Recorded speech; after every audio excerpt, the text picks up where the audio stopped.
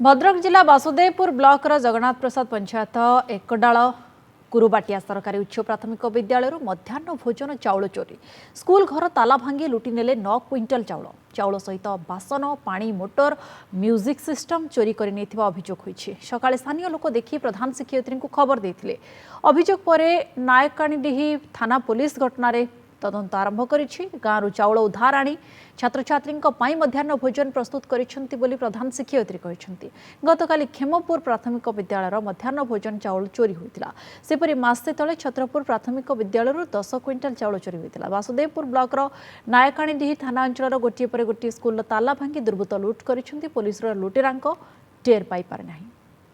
मोर cluster या पूर्व Chhatrapur school चोरी होता केवल चाउल आ हांडी तो ता बाबद से एफआईआर करते नायकांडी थाना वाला आसिकी आमर सार थाना दुई जन एसआई सार आसिकी तदंत करते तो तापर आज सकाଳେ मते दीदी फोन कले जे मो स्कूल तुम ताला भांगी चोरी कर नहीं मुझे आपंकर कौन चोरी होती जातु देखु आप मत जनइबे मुझे पहुँची सी आसी देखिए कहले जे चाउल 9 क्विंटाल चोरी होती आउ चेयर आउ कौन पानी मोटर एमती किसी चोरी होती से थाना गला मुझे पहुँचली से थाना आसी पहुँचले सब प्रत्येक माने रूम ताला भंगा है ऑफिसर भी ताला भंगा रुसे घर भी ताला भंगा चाउल घर भी ताला भंगा है सब चाउल पत्र जिनस पत्र नहीं